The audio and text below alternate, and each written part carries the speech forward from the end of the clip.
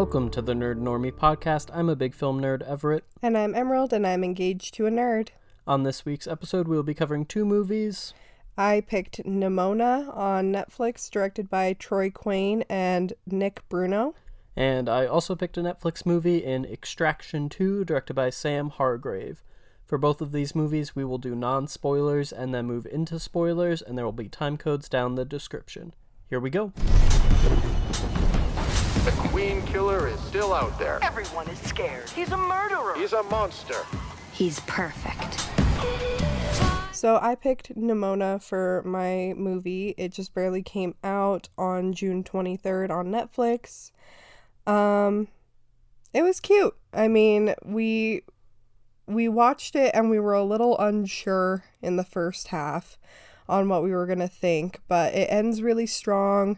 I mean, we're in the no spoilers section, so we'll go into it more later, but yeah, I think it's really good. I think the cast plays the parts really well. I really like the animation style, and yeah, I think it's good. Yeah, I think this is not a movie either of us would have normally watched, but there was a lot of hype around it over the last 2 weeks it's been out. And it made us take a chance on it. In the end, I am glad we did. The first act was a little rough, and I was very worried that I was not going to enjoy this movie. But it really grew on me, and I think Nimona herself is both the greatest strength and greatest weakness of this movie. She really got on my nerves in the first act and was too much, but as you kind of settle into her and her backstory, and I feel like also she kind of mellows out, and that's part of her character arc, and ends up being a very enjoyable character and a good movie by the end. Yeah, I told him I do have this fear because if I would have watched this movie at age 12 to 13, that would have been my whole personality, is her annoyingness at the beginning. The haircut, the hair color, I would have had it. The mannerisms, the phrase, all of it would have been me. So I feel like we may be getting a surge of Nimona-like teens in the next little bit. The number of Nimona backpacks and new school haircuts and stickers on water bottles and phone cases and little girls talking about wanting to murder people. You know, it's just... this is going to quite possibly take over that age demographic, for better or for worse. I think there are definitely worse movies that generations have latched onto, so I would not be horribly upset if this was one that became, era-defining or whatever. I think it deserves that for the most part. But I do think it's older kids. It's not going to be little kids who are obsessed with it. Yeah, this is very clearly targeted at the middle school. The Nightmare Before Christmas kids from when we were growing up, it's them. Yeah, and it's targeted at that kind of middle school plus or minus know your kid kind of range. It's got some adult humor in there. It's got a lot of talking about violence, a little bit of violence, a little bit of blood, nothing crazy. But there's a lot of, Nimona's entire personality is wanting to murder the whole world and everyone she runs into. So, I can understand why some people would be not wanting their kids to watch that, but it's not obviously teaching your kids to murder people or to do anything like that. It's very much outcast leaning. So if you have a kid who's, might be struggling with accepting themselves or something, and so that age range, because I feel like when you're a lot younger, it's not really something that you're struggling with. But when you're coming into your pre-teens or teens, you're going to be and I think it's a great conversation starter type movie, and maybe it wouldn't necessarily start a direct conversation, but there are a lot of hints towards some marginalized groups and some experiences that many people go through in those years. and even like depression and social anxiety, as well as accepting who you are and being seen as something and being not seen as certain things, and all of this kind of stuff. Preconceived, people having a personal bias and issues and whatever from their pre-existing experiences and how they were raised. All of these types of things come up very prominently in this movie, and I think it's a great chance to let your kid experience those things and see that there are communities out there that will love and accept them and give them kind of a place to exist, which is a very good positive to this movie.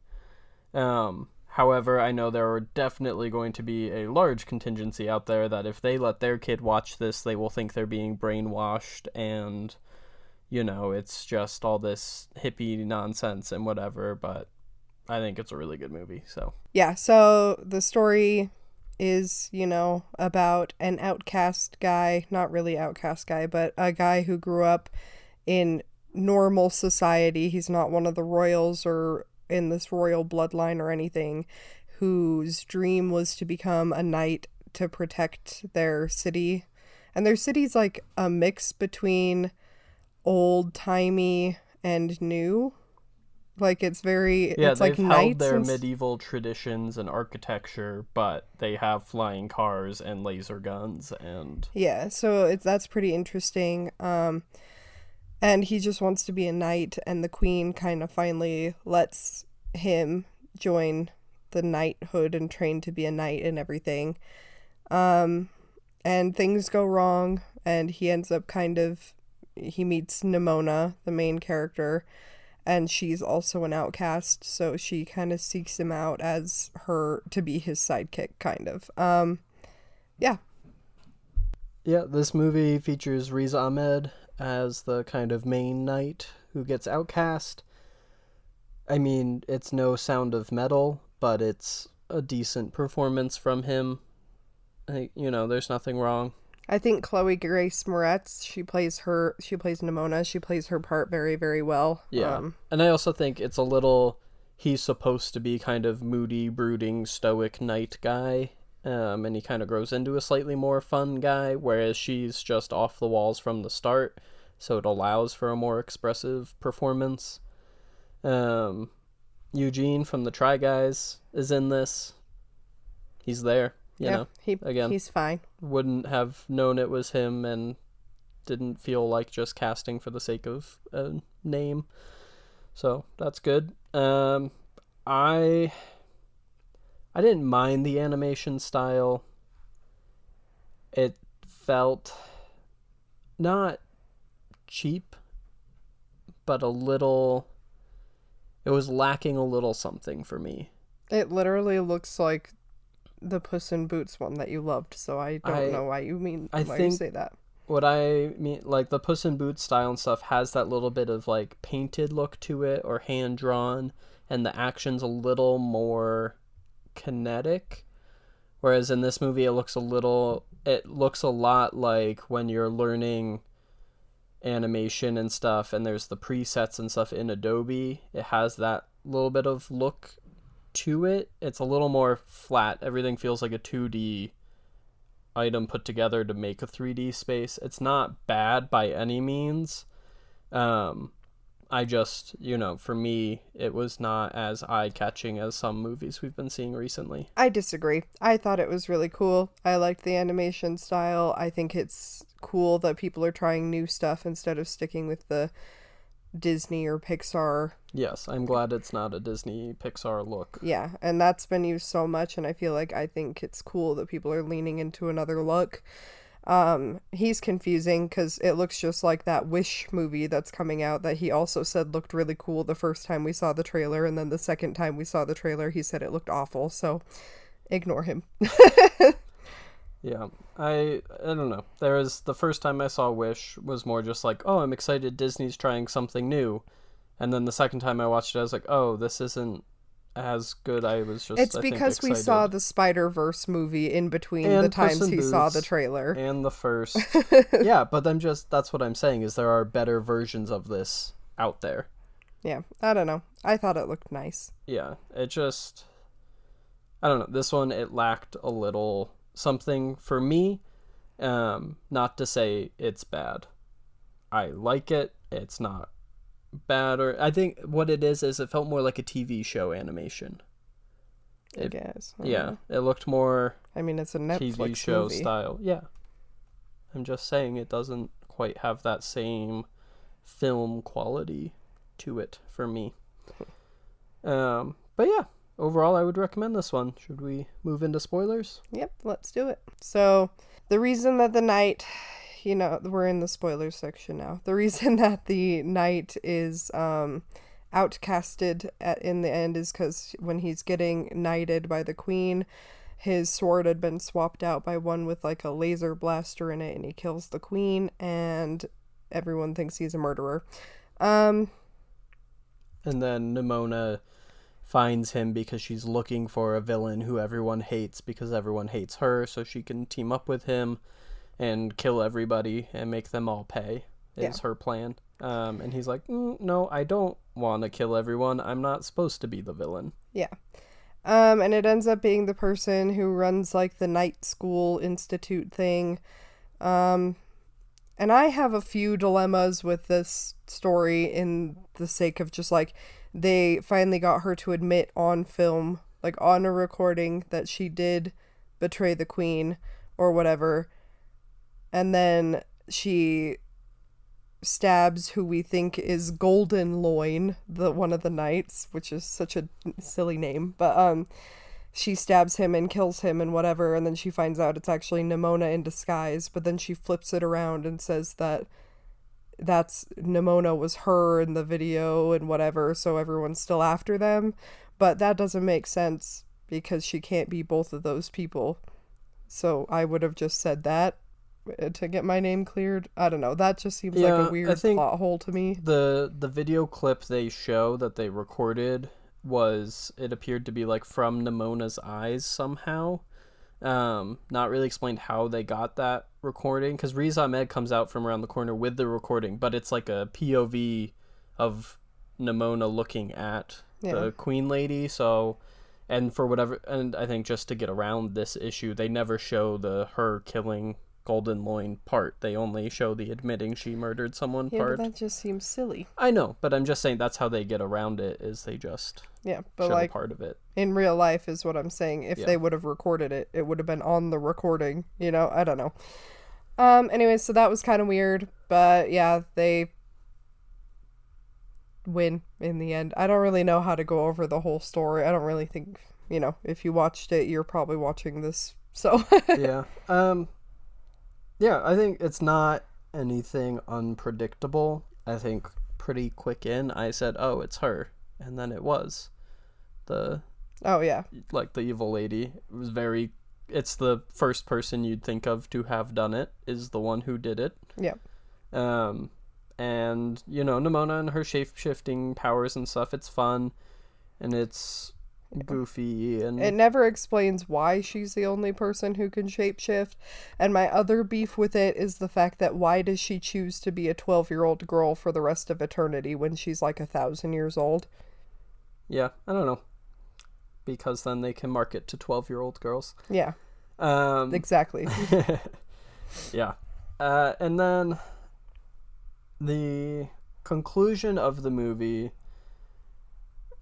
at first I was like, so Nimona is ousted as being a monster and whatever, blah, blah, blah, blah, blah. Everyone hates her because she's a monster. Even though she, no one ever gave her a chance, and that's why she's so mean and hates the world. And then some stuff happens, and the main knight, Riz Ahmed's character, starts to fear her again and be worried because he gets shown some artwork from 1,000 years ago that shows Nimona trying to destroy the city or whatever. And so he becomes like, wait, tell me, is this you? And she goes, really? You think that might be me? And then he gets scared and starts to draw his sword or whatever. And so she feels incredibly betrayed. At the same time, yes, it was her. So, like, I think, you know, again, in the logical, reasonable world, you would say, listen to me, that was me. This was 1,000 years ago. Let me tell you what happened, because when you see what actually happened, again, did she almost destroy an entire city? Yes. But was she justified in the world of an animated movie? Yes. And so she's not really the villain so much as a product of her environment and forced to do this. And so, like, and Riz Ahmed has basically this whole movie been coming around to the fact that, yeah, she may be what was always taught to me as a monster, but I still like her. And so then to just not even give him the chance to do that. I mean, I know you want to set up your third act conclusion, but at the same time, it felt like a little, But then the third act is so good, and she turns into a giant monster to go destroy the city. Which I really liked the design of that monster. It was cool, this, like, shadow creature with wispy shadow coming off of it and these bright white lights inside. Yeah. And she goes in and she starts, like, rampaging through the city, but not necessarily to destroy it, but she's going to impale herself on a giant sword statue of her friend from 1,000 years ago who betrayed her and wanted to kill her. Yeah. Because she found out she was a monster. And, like, all the people as she's going through the city are kind of realizing, like, yes, she might be scary right now, but she's, like, a person. Yeah. And so this is where, like, I was a little, like, do I feel like a kid's movie should end with someone trying to impale themselves on a giant sword? And initially I was like, no, but then I was also like, well, this isn't for, like, 3-year-olds. This is for middle schoolers who are starting to deal with these feelings and these emotions. And I think it's the kind of thing many parents would shy away from and would not want their kid exposed to. And all that's doing is making them feel like they're alone. Yeah, pushing those feelings down and making them feel alone, and being, you know, someone who went through a lot of mental health struggles and stuff. I think it can be very important to have movies like this to help you understand and not feel alone and have hope for the future, because I don't know, and partly, yes, I'm a film school grad, so I romanticize the power of film, but also, like, there's a reason it's one of the biggest, like, entertainment and mediums for art. We have both, you know, billion-dollar franchises, but also these beautiful pieces of art that make people cry and laugh and feel things and understand the world around them. Why shouldn't we make movies that help middle schoolers, some of the most vulnerable kids, process these emotions? So, yeah, overall, the ending, the knight goes up and stops her from impaling herself, and then later she ends up exploding, saving the town, but then comes back at the end.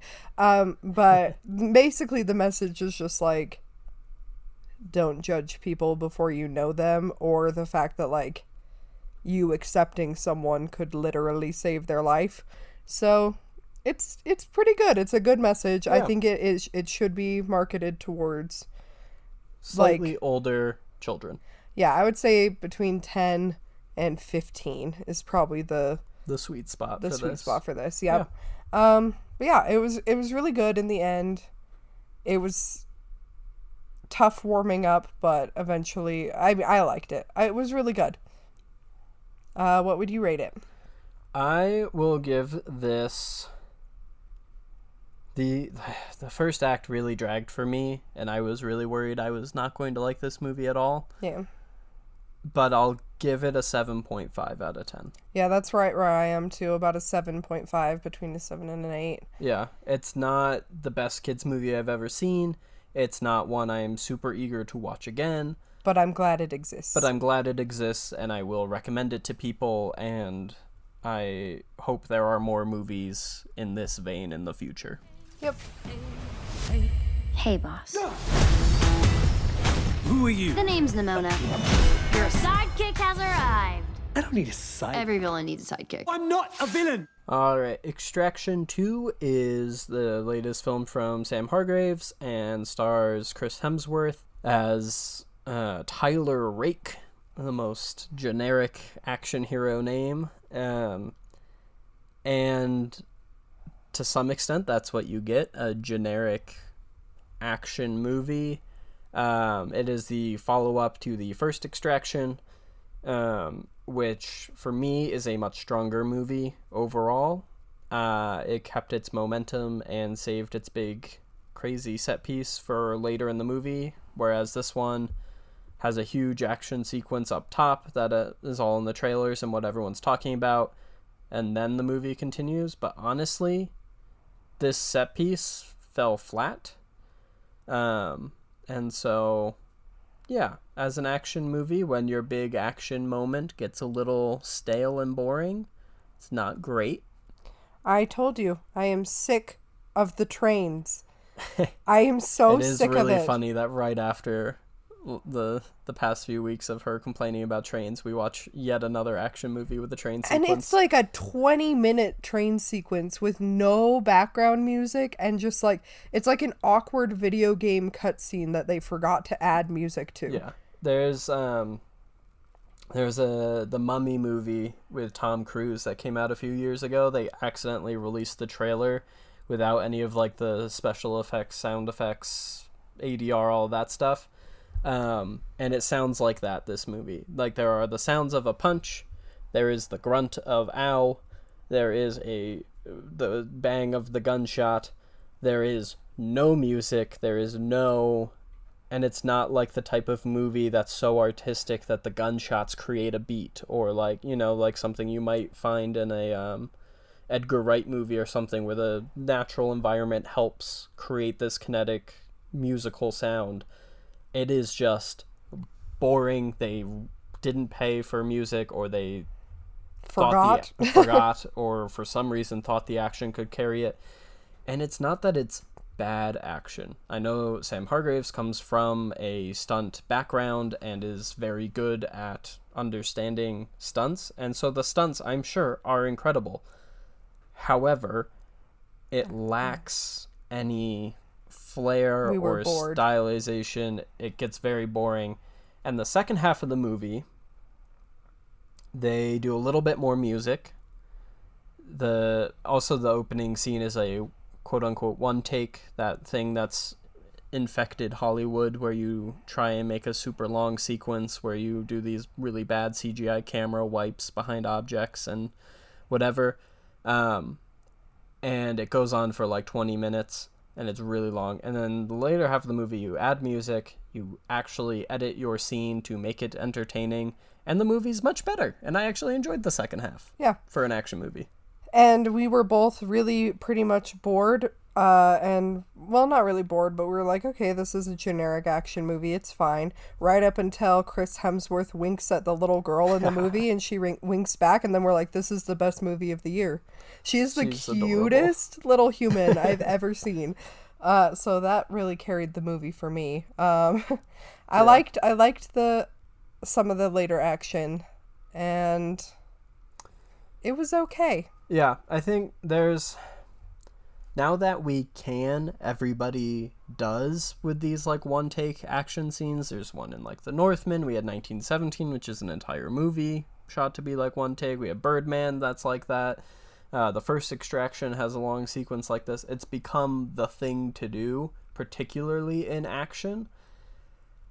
And it just means that you can't, like, the beauty of editing and the reason people invented it, and it is the common thing to do in movies, is not everything is interesting. And so you want to show this guy doing a crazy stunt in the back, then you've got to get all the way back to our main characters. If you're smart, or if you're like following the movie style, you would just cut to that character, and you wouldn't have to sit through 5 seconds of just a camera moving from point A to point B to cover logistics. But in this movie, you do. Yeah. Or it just feels very forced and like, oh, of course, this is the way it's going, because they can't cut, and so it doesn't feel like it flows naturally. Sorry about our cat if you can hear him yet again. And you miss crucial character beats or facial expressions or a moment to connect with a character over what's happening in favor of continuing this shot for the sake of doing a really long one take. I don't think it makes the stunts any more impressive because, again, Sam Hargraves is very good at creating and making sure stunts are done in an incredible way. So later in the movie, it still feels like these guys are getting thrown around and punched and doing crazy stunts, even though there's editing. It doesn't feel cheap, like they're just cutting around all the action like they did in the early 2000s. But we get these really obnoxious long takes that are slow and lose momentum, and there's no reason for it to be, outside of, oh, it'd be cool if we did another one. Yeah. Kind of lame. Yeah, it was fine. And then later the action does get a lot better because of the cuts and it moves quicker. The storyline is generic and basically the first one. Yeah, I mean, if you know the title of the movie, you know what's going to happen.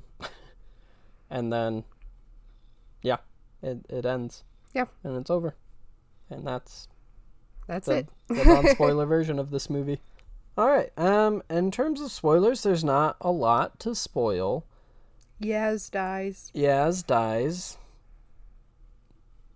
The movie happens. People get shot. People get extracted. So basically, the premise is Chris Hemsworth is injured from Extraction 1 and out of the game, whatever, and then his ex-wife sends somebody to contact him and is like, hey, I need help. Come help extract my sister. She's in prison with a gang person living in prison in Georgia, not the U.S. Georgia, the country Georgia. And so he's like, fine, I'll do it. He gets his team from the first movie back together. They go to Georgia, they extract the family, they kill the drug lord husband, father. His son is brainwashed crazy and so thinks it's a good idea to be a brutal drug lord, and calls to alert them that they are now hiding out in Switzerland. And so they come to go get him, and then the son realizes, oh, I don't want to be with an abusive, awful father. I guess I do want to be with my nice, loving mother and sister. So then we're supposed to forgive him and redeem him. I mean, he is like 15. Yeah, I'm not blaming him. there's not a lot of character redemption. Yeah, there's just like flip a switch of people going, hey, that was dumb, and then goes, oh no, that was so dumb. Why'd I do that? And then everyone dies because of his decisions. I mean, again, not that you're going to throw that at the feet of a 15-year-old.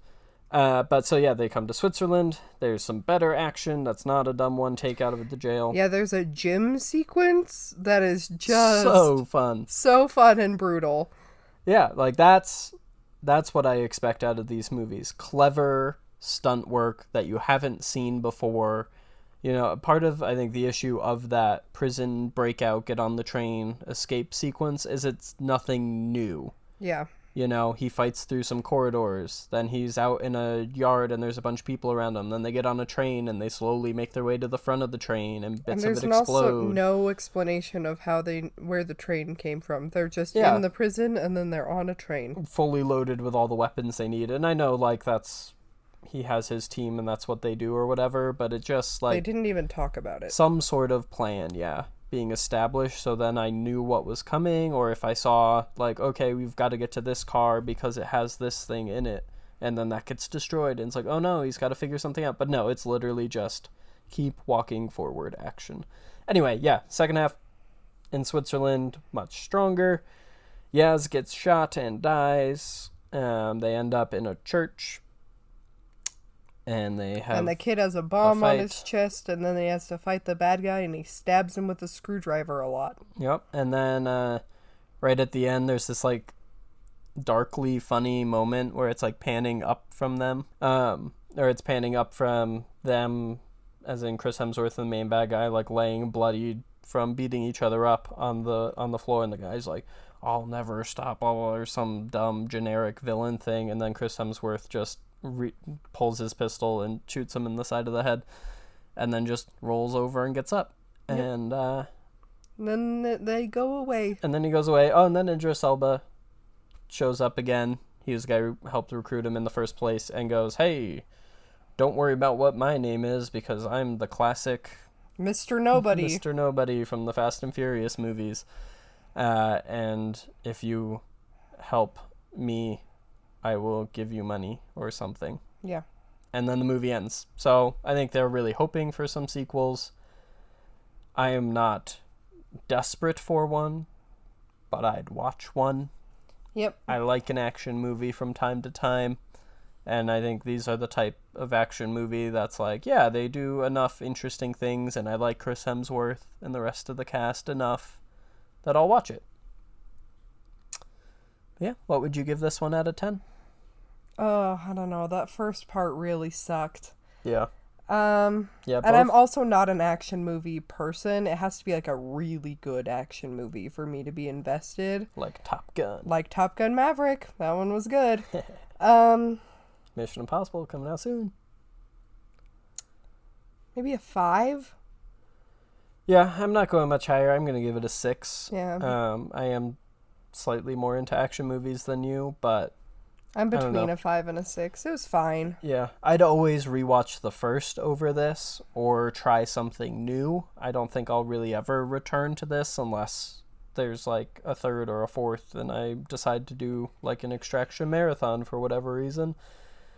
But yeah, there you go. That's our thoughts on Extraction 2. Right, everyone okay? Kids, you good? Why did you come back for them? Do you know her? Tyler? Alright, thank you for listening to our episode this week. Make sure you follow us on TikTok and Instagram at Nerd and Normie, and tune in every Monday for new episodes. And if you're listening on audio platform, please leave us a 5-star review. It really helps us out. And if you are watching on YouTube, like and subscribe. Thank you.